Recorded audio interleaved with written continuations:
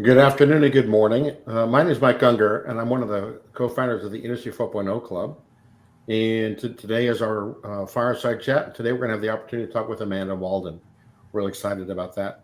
Before we get to Amanda, the Industry 4.0 Club, our mission is to further the deployment of Industry 4.0 really throughout the country and throughout the world. We do this by hosting broadcasts like this and also doing in-person programming. We host several broadcasts during the weeks. Women in manufacturing, the future of manufacturing, looking at a technical topic with Industry 4.0, fireside chat like this, and people, process, and culture. A little bit about myself. I spent 35 years at Michelin North America in a variety of continuous improvement, operations, finance, and HR roles. Today, I'm a business coach and executive coach. And I'm joined today by my co-host, Mike Yost. Mike, would you introduce yourself, please? Sure. Thanks, Mike. Welcome, Amanda. As Mike said, my name is Mike Yost. I'm one of the co-founders of the Industry 4.0 Club. I've been in industry for about 35 years. In the last 25 or so, focused in the industrial software space. So worked in the nonprofit world for about the last 15, and Mike's co-host here on these shows a couple of times a month. So appreciate Amanda being here. Look forward to the conversations. Thanks, Mike. So I wanted to introduce our guest today, Amanda Walden. So Amanda is the president of Chemical Methods Incorporated. She's an experienced chemist with a demonstrated history of working in the manufacturing industry. She's held several roles with Chemical Methods, starting initially as a chemist. So she's held positions as a continuous improvement field specialist and value delivery manager before becoming president. She's skilled in customer service, technical support, negotiation, and sales. She holds a Bachelor of Science in Chemistry from Cleveland State University and is married with 2 children. So welcome, Amanda. Thanks for taking time out of your busy schedule to talk with us today. Thank you. Thank you for having me. So, we always like to start learning a little bit about who we're talking with, and what motivated you to study chemistry? I'm just kind of curious about that. I think I would have to say it probably stems from a love of baking as a kid. I always was into cooking and baking, so probably from that. And also my mother is an electrical engineer, so there was always a major push for STEM. Well, that's really cool. So when you said, I'm sorry, I didn't quite hear you. You said your mom did what? She's an electrical engineer. Electrical engineer. Yes. And so did she also like to bake and No. No, she is not a big cooker, not into baking, but my paternal grandmother was a big. Okay, so that's wonderful. Holidays must have been great then with them around the table. That's wonderful. Yes. So can you talk a bit about your career? And I know, you mentioned starting as a chemist and now you're president. Well, that's like, for those in the audience are wondering, well, how did that all happen? Can you talk about what motivated you to move from the lab to a leadership role at the company? Yes. So I started actually while I was in college. I was going to Cleveland State and just had a little bit of work left on my degree. And I knew I needed to get some experience, right? I was getting that chemistry degree. So I found Chemical Methods during that time in my life. I started actually as a lab assistant to our developmental chemist. So full circle. And, I enjoyed it, but I knew solitary work in the lab was not for me. I like people and I wanted to get out and talk to people. Yeah. So that's the first step. So you had a motivation to maybe think about doing something different. Yeah. What else happened then? So obviously that was just kind of the first step, wasn't it? Yeah. So I started, eventually I talked to the owner of the company and discussed, wanting to maybe move into sales and just get into the field a bit. So we do a fair amount of field work as well, field service. So I actually started going to the local steel mill twice a week. And that was kind of my first account, and then eventually moved into a few more, and probably around graduation was moved into the sales side of things. And that was my main focus, was on sales and service. And I've always seen, my mother being in a double E, she's also working in sales roles and leadership positions. And so I saw that growing up and knew, okay, maybe sales is the next logical step. And then I took a trip to France when I was probably 26 or so. And I went with my husband and his mother and was exposed to all these very high power. I'd never seen, like, one was the CFO of Orange, which I was like, I didn't even know women did that. So that was really exciting for me. And I came back and I guess I decided, if you don't get anything without asking, right? So I came back and I said to my boss, I would like forward career trajectory. What do I need to get there? And, do I need an MBA? How do I make this happen? The timing was great for him when I came back with that question. And he actually said to me, well, if you told me you wanted to be the woman who was running the sister company we had at the time, that would be perfect for me. I'm like, okay, why not? Let's try it. So that's kind of how I started down that path. And then I've been on that journey for about 5 years, and it's been around 2 years that I've been in this position now. That's really neat. I think when I hear your story like that, and you mentioned that trip to France, I thought that was a fascinating sort of pivot or moment in your story. It reminds me of a cliche that I hear sometimes about, if you can see it, you can be it. Mm-hmm. And I think it's so true that a lot of times we're not exposed to examples of things that we could do. We only know what we know, right? And so I think that's really a reminder for folks is, well, one, to dream, dream big, but two, look for other role models and think and discover. I don't know, that seems to be such a key point for you in your career. Yes. Yeah. 100%. I agree with that. And I think, I didn't know what my husband's aunt did at the time. So we knew she did. It was kind of elusive. We knew she had a pretty high power career, but we had no idea what it was. So going over there and really understanding better and then meeting some of her friends was a pretty transformative experience. Well, I love your story, your background, Amanda.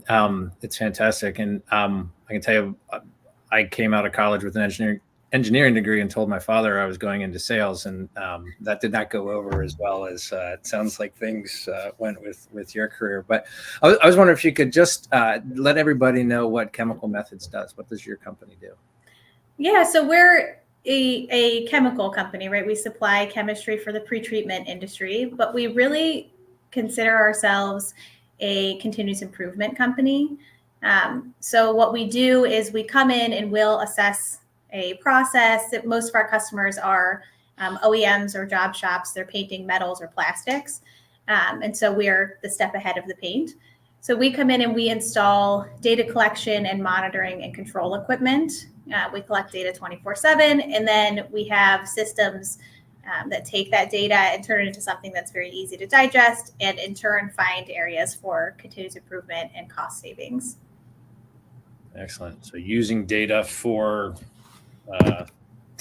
actually solving problems, right? Continuous. Yes. Yes. We don't just collect the data. We really show our customers how to use it. So when did your company, I'm going to ask the question, has your company always been a continuous improvement company? Or when did this change? Because you provide chemicals, don't you? Mm-hmm. Yeah. So we were founded in 1971 as just a chemical supplier, right? So we've always been in the pretreatment space, never commodities dealer. But probably, I don't know what the exact year is, but when all the Kaizen, Lean, Six Sigma stuff got really big, we realized there was an opportunity there that the pretreatment section of manufacturing was completely being overlooked. Well, that's neat. So when you say, that's when the phrase, or that's when I guess it sounds like that's when Chemical Methods became a continuous improvement company.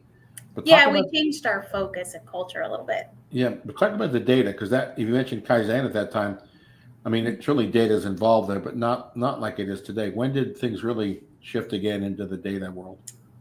Yeah, so as soon as we decided that we wanted to go down that path, we came up with this Chemical Methods controller system, which is a series of probes and sensors that look at all the KPIs in that process and really anything that's important to our clients. And those collect data then 24/7, 365. So we pull that data back and then put it into a report. So our customer can say, for example, there's a weekly snapshot every Monday. Those are reviewed by myself or our teammates, and we'll make personal comments based on what we saw the week before. So, maybe we know it's a job shop and sometimes they run really big high carryover parts and their stages are getting all out of whack very easily with that.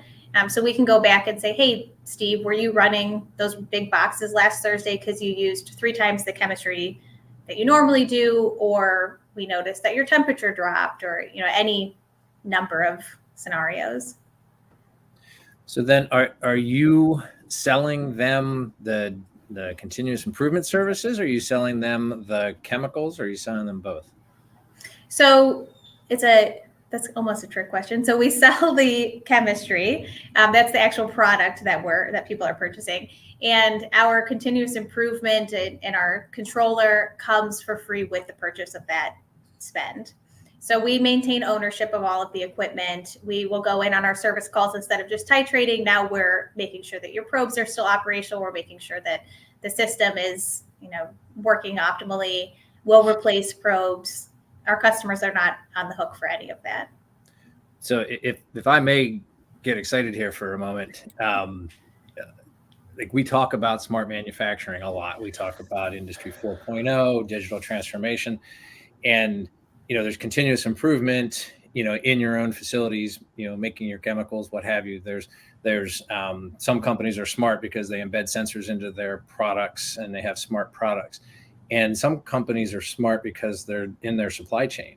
And I think what you're doing is the definition of smart manufacturing, of using technology as a value add for your customers in a way that puts you, I'd have to think it gives you a competitive advantage against your competitors. Do you see it as such? Yeah. Yes. And, the way we see it is everyone should be doing this, whether they work with chemical methods or not. There's a weird oversight or overlooking of the pretreatment process in our industry where, paint equipment comes with all kinds of sensors and data collection and everybody wants to save money in that process because it's very expensive. It's probably 3 times more expensive than pretreatment.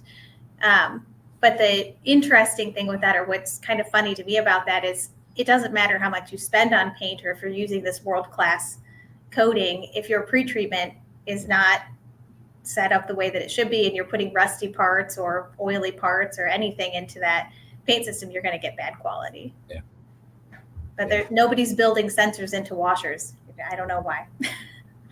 Yeah, well, it's again, I get excited when I hear this. And when you and I first talked, Amanda, I was really confused because I didn't know if you were a tech company selling data solutions or if you were a chemical company. And I think your approach is, I want to say revolutionary, but you've been doing it for some time, right? Mm-hmm. And so it hasn't been some magic technology that's opened up something new for you, right? It's your view of looking at how you serve your clients, how you address the market space. And honestly, I think this is the kind of story that a lot more people need to hear, because I'm talking with a lot of companies and in the area of smaller companies, and they're thinking, well, we're not ready for smart manufacturing in our facility. And I'm thinking, well, have you looked at business models? And what you're doing is, I think, should be trumpeted from the mountaintops. Thank you. Yeah, I agree there. I think the industry is changing recently. I've noticed a big change in the focus on data collection and utilization, even in the pretreatment process, where maybe 15, 20 years ago when we started this, we were shoving it down people's throats, and now they actually are interested in it. They're like, oh, what else can we put this on? And can you so also look at these other areas? And so you mentioned like the paint machine equipment providers or the systems providers that are the next step. Do they want your data? Do they want to collaborate? Is there a synergy there from the equipment perspective? Yeah, the paint booth manufacturers have a lot of data collection built in. So if somebody has a newer system, right, I would say probably in the last 5 to 10 years, there's data collection built into that system. Where we're seeing people push into other areas of the plant is things like water usage. It might be maybe not just for the washer, but for the whole plant. Or we've actually had some interesting scenarios with the city effluent water where they're being charged so much because the city's assuming that all the water they're discharging is from this washer, and maybe they've got phosphates or other things that are going to cause a problem for the city sewer. And so we actually have found quite a bit of savings for our customers in that space, because there was no data for them to say, well, you say I'm discharging 100,000 gallons, but it's really 20,000 gallons. And now they can prove that. Yeah. So are the paint booth providers or any other equipment providers, are they interested in the data you're collecting? Do you ever share data with other systems? So somewhat, yeah. Like I know a few people at Sherwin who are very interested in it, and Sherwin's one of the few paint suppliers who doesn't also provide chemistry, so that's a really good fit, right? Where they're not competitors, they're partners. Gotcha. But yeah, so we are, especially in like the e-coat space, being liquid tanks part of the line, there's a lot of opportunity there to collect more data. Yeah, I just it's really neat to kind of dive into this. I want to just mention while we're talking, for those of you that are on LinkedIn Live, if you'd like to ask a question of Amanda during our discussion this afternoon, please put your comments in the comment box, and we'll be happy to ask that question, or your question in the comment box. We'll be happy to ask that question of Amanda.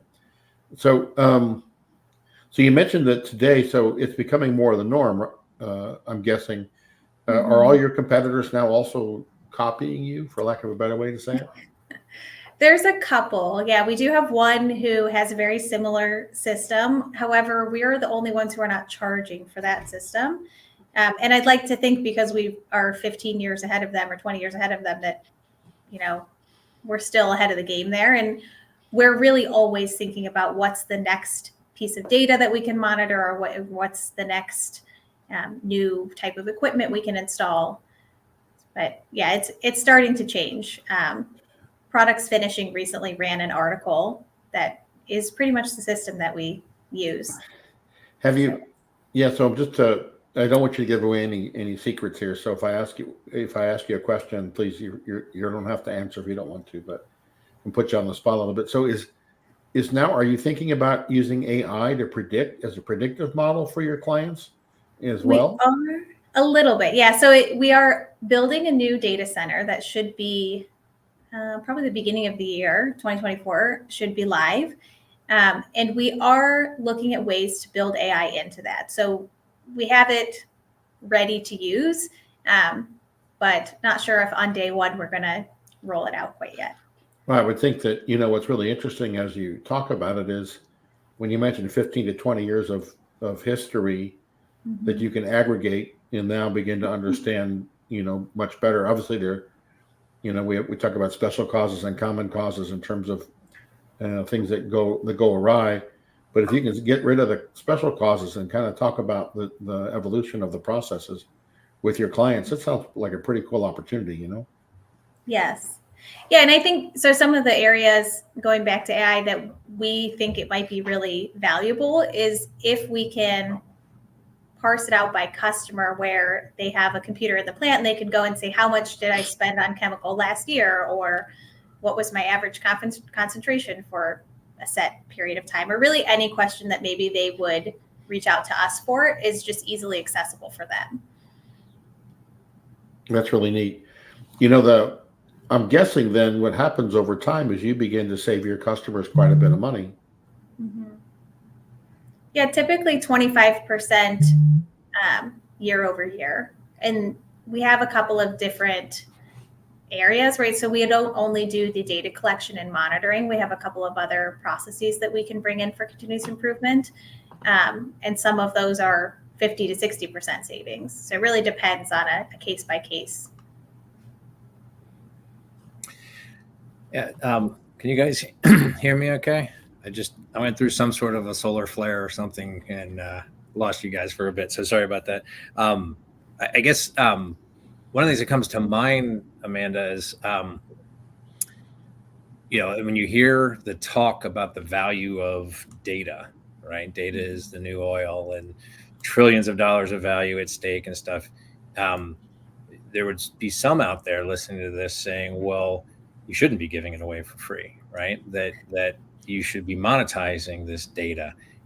So how do you, I guess probably two things. There's the financial value of it, and then there's the ownership as well. So do you own the data and then monetize it, or is that owned by the client? Yeah, I don't know that we've ever made it that black and white in terms of who owns it. Our customers have access to it if they have a question or they want us to do a one-off analysis. We're more than happy to do that. Right now, they can't go into our data center and download it themselves, but that's something that we would like to bring into our new database. Yeah, we don't have any plans to monetize the data right now. What it does for us is makes us, for lack of a better term, more sticky in the accounts, right? So we own all of the equipment, and in turn, I suppose we own the data in the future, right? If it goes away, then there's no more data. The equipment goes away. But we don't have any plans to sell the data back to our clients. We think of it more as a partnership, and it's just part of working with chemical methods. And it's really, really, I mean, that stickiness you talk about, that trust, I mean, that's at the heart of so much of this conversation nowadays, because you're using it for all the right reasons, right? To continuously improve your customers' processes, right? And so it's value add, improving your relationship with your customer by improving the financial performance of their operations, et cetera, et cetera. So it's all the right stuff. And the other side of that is always like, oh wait, you're giving away the farm, right? That you have something a little more. Yeah, but I do think it's really, really important that you're instilling trust in other people by being open with that. So, yeah. And have you seen the results improve? Your business results improve because of your approach? Is it a model that I'm assuming it's a model that's profitable for you? Yes, it's definitely profitable. Chemical Methods really doesn't lose accounts, right? When we gain one, they're generally a customer for the foreseeable future. So in that regard, it's definitely helpful. And that could be the data. It could also be because we do take a very team-focused approach, right? So our customers send us pictures of their kids and their weddings and all that. So we're very close. But our data collection and monitoring system started actually as a standalone business. And the thought behind that was more to use it almost as a Trojan horse, to go in and we sell this standalone to maybe big corporations who wouldn't give us the time of day otherwise, or, it's scary to change chemicals, so they don't want to do that. And so it was a subscription model for a few years. And eventually we got to the point where we just said, why are we doing that? Nobody actually should be paying for a subscription model. And if we just include it with the purchase of the chemistry, it's better for everyone. And it gives us a lot of insight into what's happening at our accounts too. So sure. From our side, where maybe a competitor would have to go in every week to know as much as we do. And by the way, no one really goes in every week. We have that information remote, and I can call my clients and let them know you've gotten this many alarms this week or today, you have an issue. That's actually, that point is what made me, I guess, invested in Chemical Methods, where I decided what we're doing is really helping people, and I'm excited about it. It's been probably almost a decade ago, but I was at one account in Western Ohio. I was almost in Indiana, and I was getting alarms for another account on my phone. And I just said, I've gotten a timeout alarm, which means they've used a lot of chemical, and I had gotten, high alarms and just all kinds of stuff. Like, something's wrong. So I ended up calling that person, and I said, something's happening in your washer. I want you to go and do these 3 things. Like, go check the nozzle alignment, go make sure you're not accidentally overflowing. Make sure nobody unplugged the pump and plugged it into the outlet. It's supposed to be plugged into the box. So he goes and checks all these things. And what he ended up finding was that they had a leak in their discharge valve. So it was just a very small crack, but it was consistently letting fluid out of that stage. And then they had automated water, so they were just filling back up and then continuously calling for chemical. So we found that issue in around 48 hours, where they had a suspicion there was a problem, but we're going to wait a couple months until they drain the tank and let maintenance take care of it. Wow. Wow, that must have been a significant savings for them. Yes. Yeah.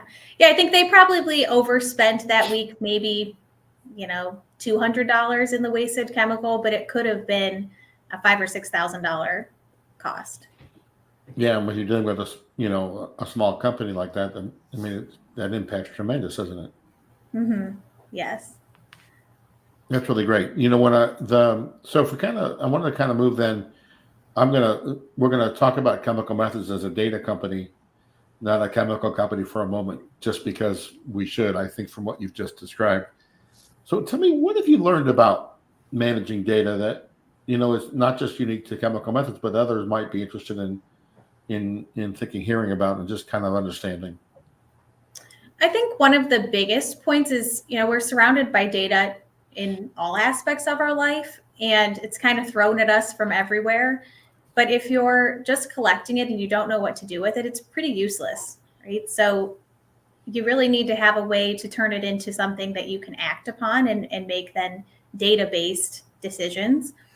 And then also, I would say, I just lost my train of thought. I'm sorry. Database decision making. But I think also, having that partnership and somebody who can help you to collect the data and know how to utilize it, that's a problem in our industry too, that everybody's busy in manufacturing. So even though maybe they know we're overlooking some processes, they don't have the manpower to go out and collect that data, and they don't probably have the budget to then build a database to turn it into usable information. Yeah. That's a really great observation.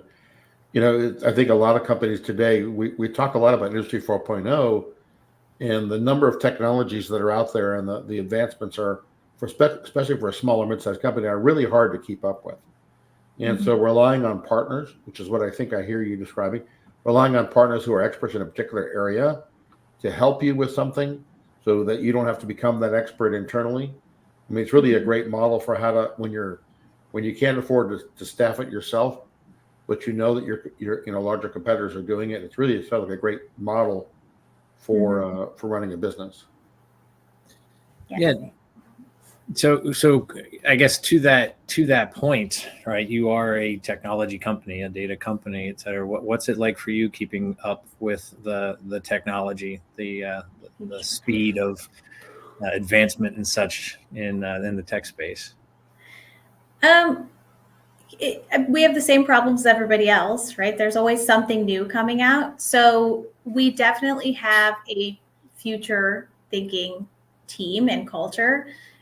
We're never complacent. So there's always like, okay, let's try this new probe, or, we have different types of products. Some of them, a lot of times we're using conductivity to monitor these processes, but we do have some products that are very low conductivity, and that causes a new problem, right? Because there's always dirt being introduced to these stages as well. So if the dirt is rising at a higher rate than what the concentration's conductivity would be, we have an issue. So we're always thinking about other ways to monitor, always scouring for, what's the next piece of technology, or maybe something that's intended for a different use, and is it applicable for what we're doing? We're very aware of the issues with staffing and knowledgeable staff and maintaining knowledgeable staff.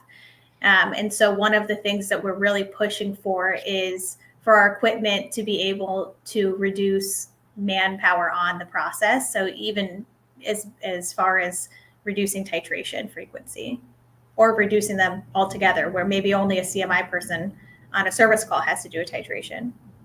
So is there a particular, Mike brought up AI because he does every day. Every time I talk to him, all he wants to talk about is AI.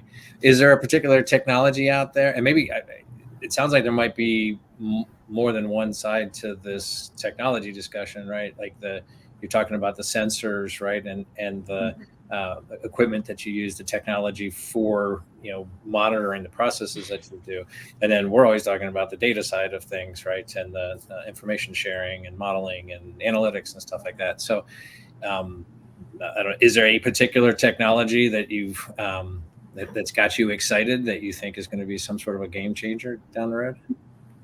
We're definitely interested in AI. I think right now, it's kind of a two-sided thing, right? So it's really great, but also we've heard about some of the negative aspects recently. So we're cautiously approaching how to use that in our business. And like I said, in our data center, we want to put some type of AI utilization in there.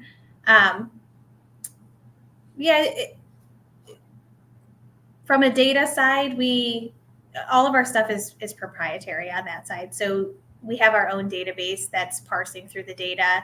And hopefully, eventually AI will be in that, where maybe it's going to automatically send an email to a customer that says, here's exactly what's going on. Right now, we have to manually look at it. Yeah, I think most people would agree that with AI right now, it's still good to have adult supervision. Somebody, some teammate that's keeping an eye on things and having that conversation. So, Yes. And I think too, I mean, one of the things we're involved from the club's perspective, supporting national and local nonprofits as well. So, right in Northeast Ohio with you, there's work going on with Case Western Reserve, your alma mater, Cleveland State. So hopefully there are resources and stuff that are available as your team needs those to help on that technology side of things. So that's really, so are there any other principles you might want to share with the audience relative to, managing data or technology that you've learned? I really think the biggest piece is just that we should really be utilizing data collection in every area of the manufacturing process, and definitely don't overlook pre-treatment, because you're going to get a bad finish if the pre-treatment isn't good. No, thank you for that. One of the things I wanted to come back to that, we talked earlier about your career, and your career, you've got a really, it's really interesting to hear you talk about where you started, some of the trigger points for you to maybe move in a different direction than where you started and where you are now. What advice would you give yourself? Would you wish you had 10 years ago or longer that you might share with others about as they embark on their careers? That's hard. 10 years ago, I think I wish that I would have realized sooner that nobody gives you anything. So if you do want to grow or you want the next opportunity, whether it's career or in another area, you have to ask for it, right? Nobody's, after a certain point, no one's coming to say, I want to promote you to the next level. Yeah. I learned that a long time ago. There's, even though we see, companies like Apple that seem to just continue to roll and flow, there's really no such thing as momentum, right? Like you have to create your own momentum. And yes, I certainly agree with that. Yeah, you're the creator of your own destiny. Yeah, that's great. And you talk about having to engage like that and ask. The thing that I think about a lot of times that I hear from young professionals sometimes is, will they, think about a company. Well, they is you. I mean, it's a company's a group of people working towards a common mission, right? And so they is you. And so I think this idea that there's a they, there's we. And I think the more you can, find that and think that way, the more likely you're going to be able to engage, like you mentioned, and ask. You're going to understand to ask, and then you're going to get feedback like you did from your boss, your president, and look where it's taking you. That's really cool. Yeah. That's neat.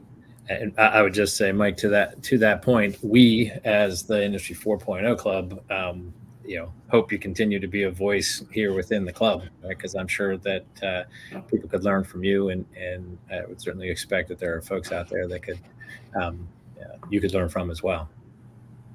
Yeah, I'm always looking for new people to add to my circle. Amanda, if I can ask you, I hope I don't put you on the spot with this question, but when it comes to the community in Cleveland State, are you doing something back now to help others starting out in their career like you did? Not now. CSU texts me and emails and calls all the time, but I haven't gotten involved yet. And it's just, my kids are 14 and 6, so I'm kind of in the thick of it right now, both in the high school years and the early school years. And it's just, I just honestly probably don't have the bandwidth. Yeah. I would love to help other young people get into whether they're getting into the same field as me or not, or just trying to figure out, how does work, right? Like Yeah. when you're a young adult, you don't really know what you're doing, and it would have been nice to have some people help me. So, Well, I think even this conversation hopefully will have a sort of a pebble in the pond, a watershed to others. And you're exactly right. Or I appreciate about what you just shared with us is it's really sometimes about setting priorities, and you can't do everything. And so I think you've made it. What I hear you just say is, yeah, I have some priorities. It's my family, it's my work, and there'll be a time for that, I'm sure, in the future. So thank you for sharing that. yeah. Is there any less? So as we kind of begin to wrap up now, I know we've been talking now for over half an hour about data, analyzing it, and how to use it, leverage it for results. Do you have any last thoughts you'd like to share with the audience? And maybe I can start that first with Mike, and then go to you, Amanda. Sure. Like I said, I mean, Amanda and her company is represents a smart manufacturer, right? And there's a lot of different ways to define that. But I think leveraging technology to provide value for your customers is core to everything we're talking about with Industry 4.0. And they've been doing it since before we were talking about Industry 4.0, right? We're talking 15, 20 years about leveraging data, leveraging information, but it's not, I mean, the data's always been there, right? The information's always been accessible. So it's a mindset, it's a commitment to continuous improvement, to problem solving for your clients. And that, to me, when we think about, it's easy to turn people off from a technology discussion, but if you are committed to solving problems and adding value to your customers, like Amanda is, and like her company is, then you can do big things, and that's what gets me excited about folks taking a look and saying, well, how do we enable that? All right, well, then we have some technology solutions for you that can help you do that. So I'm super duper excited to have met Amanda and let her share with the community here. So thank you, Amanda. Yeah, thanks, Mike. Amanda, what about some final thoughts from you? Oh, I'll leave you with, if you don't have any data or any means to analyze how your operation is running, you're definitely leaving money on the table. So it's worth it to look into that, whether you reach out to your current vendor. I mean, I would ask whoever your current vendor is too, can they do this? And if not, why? Look into it for yourself, or, feel free to reach out to me. But you could be getting your pre-treatment for free if you were monitoring your process. And it's not just going to be, all the savings are not related to pre-treatment, I guess I'll say. Thank you. That's wonderful. Well, we've had a great time here talking with you, Amanda, and Mike and I, about your background and your role, and really what you're accomplishing at Chemical Methods in terms of helping your clients. So thank you for that. As we wrap up here today, this has been the Industry 4.0 Club Fireside Chat. We hold these conversations with interesting people really a couple days a week. Some of our series include Women in Manufacturing, the future of manufacturing, focusing on a technical topic related to Industry 4.0, Fireside Chat, and also then People, Process, and Culture. The Industry 4.0 Club also does live events.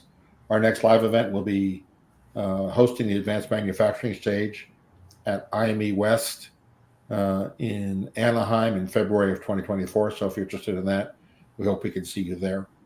Amanda, thank you again. Mike, thank you, and we hope everybody has a great day. Thank you. Thanks, Amanda. Thanks, everybody. Bye. Bye.